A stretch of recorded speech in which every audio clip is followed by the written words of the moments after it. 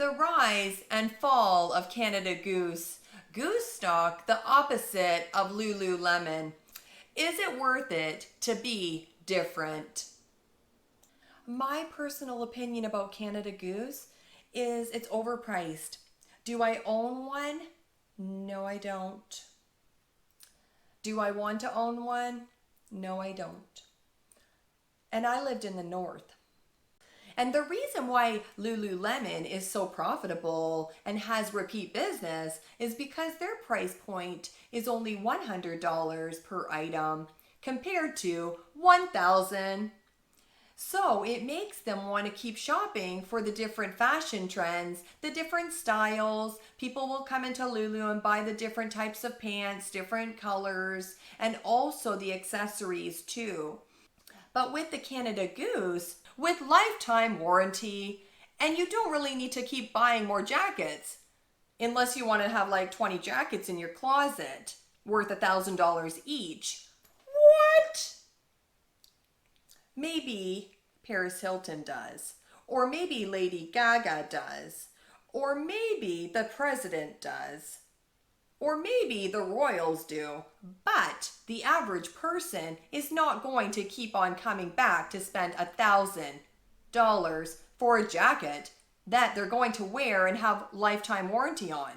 Does that make sense? Canada Goose presented itself to be a revenue growth company on the back of its shareholders, losing 70% in the last 5 years. It has way more debt than I would ever feel comfortable to own. But it's always interesting to know what the F happened. How you like that? How you like that? Nah, look at you, now look at me. Look at you. Pardon my French. Canada Goose positions itself as a function-first luxury.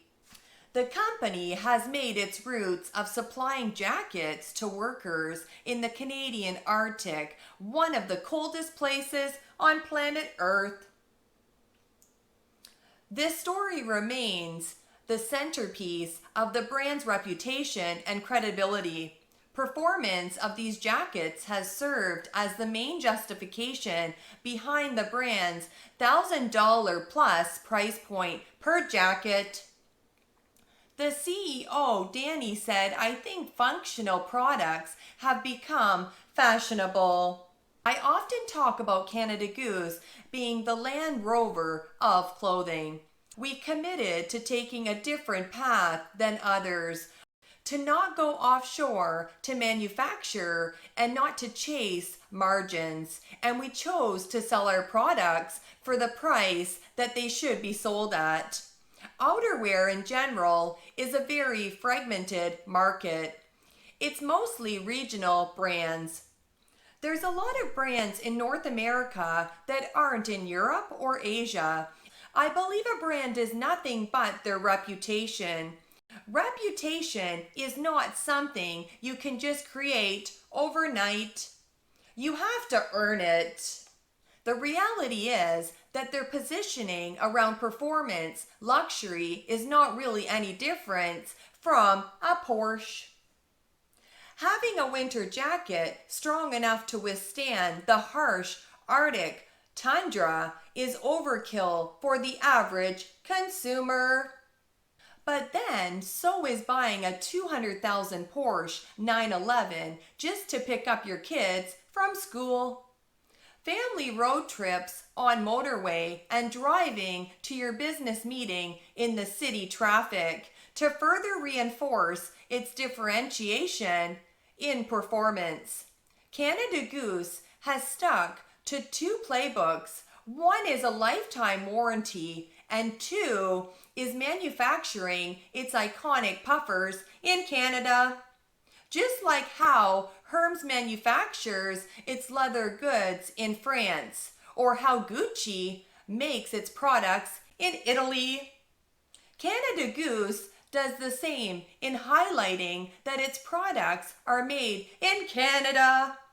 This further differentiates the brand on merit as an unconventionally homegrown, artisan, craftsman brand that doesn't rely on Asian sweatshops to mass produce generic products. Luxury brands historically compete on the prestige of their branding alone as customers buy for style and status more than merit. Canada Goose's lifetime warranty is interesting in that it helps justify the pricing as a customer. You can either invest $1,000 on a single comprehensive lifetime solution from Canada Goose, or you can end up spending the same amount over the next 10 years stocking up on $200 to $300 lesser quality puffers that don't last from other brands. Its unconventional departure from conventional luxury, where warranty is a concept, is generally non-existent and only applies to very specific products like watches and jewelry. The most important part of luxury is generating demand through scarcity, and Canada Goose has done this in two ways. Luxury is a chicken or the egg paradox, where when you start out, you generally will not have the capital to open up fancy stores in the world's most expensive shopping districts like Ginza, Champs-Élysées, Fifth Avenue, and Beverly Hills. Even if you did open up the stores, your brand would be too unknown to meaningfully capture any of the high quality value foot traffic. By the mid-2010s, Canada Goose has reached a critical mass in awareness and prestige throughout wholesale. But rather than keeping wholesale as the backbone of the business, like most apparel brands, we can see this rapid transformation when we segment Canada Goose's sales by channel, where D2C has gone from the minority to the majority contributor in just 7 years. Because Canada Goose's wholesale business is exclusively with proven luxury retailers with that elusive, wealthy, high-income, high-spend shopper. These retailers have the power to demand massive discounts for their efforts. When sold wholesale, Canada Goose's product costs over 50% with gross profit margins below 50%. But since Canada Goose isn't involved with the actual final transaction with the end customer under wholesale, the company's SG&A costs are as low as 10%. This means that for $1,000 Canada Goose's jacket, these luxury retailers get to buy it for only $500, put it on their racks, and then pocket the remaining $500 as its own profit. But because the average Canada Goose products are priced 5 to 10 times higher than the mass market competition when sold directly to consumers, the equation changes dramatically. Canada Goose's product costs are slashed in half at 25%, and gross profit margins are nearly 80%. The SG&A costs are nearly doubled as the company opens stores, pays rent, and hires staff, but operating margins sit in the high 40% range, which is in line with other luxury brands, and nearly 3 times that of mass market outerwear brands. These high margins and substantial cash flow have fueled Canada Goose's expansion, as the company has opened up more stores every year since. Each Canada Goose store costs $3 to $5 million, with an estimated payback period within the first 2 years. As for sales globally, Canada Goose's sales are more geographically balanced. Asia 29%, Europe 23%, and North America 48%. But as great as Canada Goose's numbers are, they don't resolve the core outerwear constraints of seasonality and one-time purchases. Only 30% of Canada Goose's clientele today are repeat customers, which means 70% of their customers today snatch up $1,000 parkas and then never walk through the door again.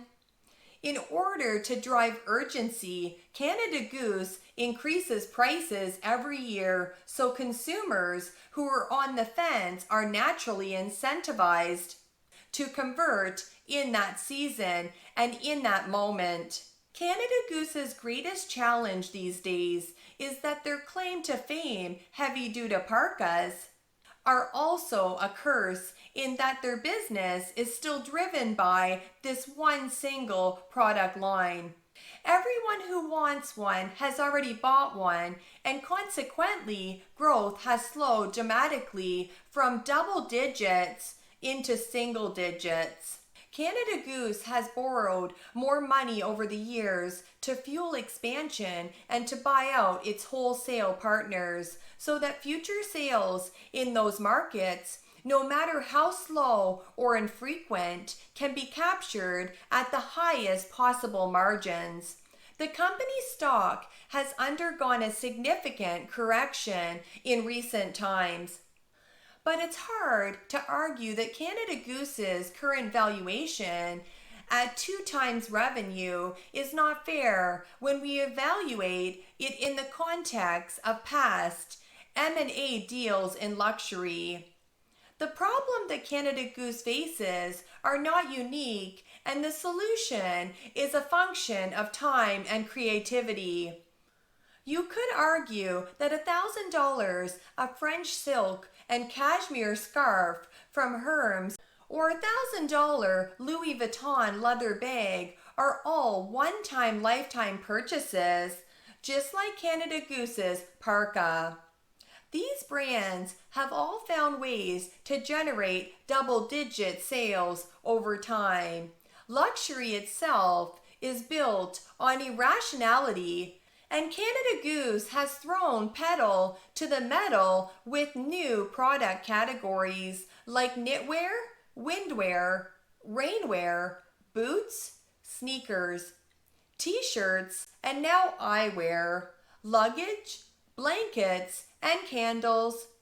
These bets, combined with the non-stop D2C expansion, have all chewed into the company's overall margins.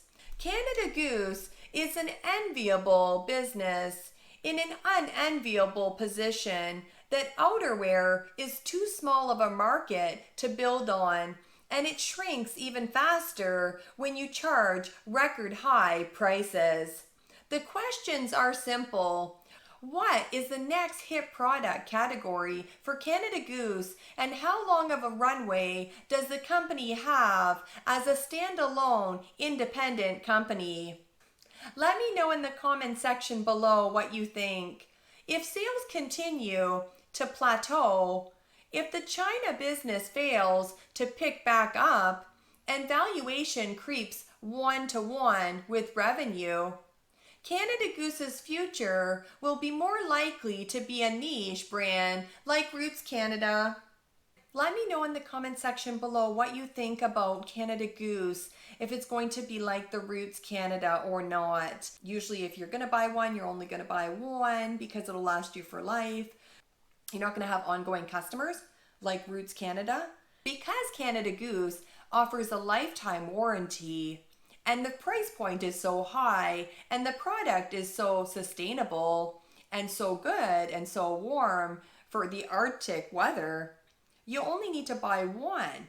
So it doesn't make you want to come back again to come shopping. The only way that you would probably come back to shop is if you were doing a Christmas gift or a birthday gift. That is not going to bring repeat customers to keep coming into the shop. And this is what every business wants, right? Like Costco, people go there all the time and they keep shopping and they keep buying different product. Let me know in the comment section below what you think of Canada Goose and their jackets, and if you would buy 3 jackets, or if you own 3 jackets, I would love to hear the comment section below. And if you do own 1 or 5, I would love to hear it in the comment section below. Because if you can afford that much, you can mail me a Christmas gift this coming year. Okay, I thank you for watching. Have a great day. Bye.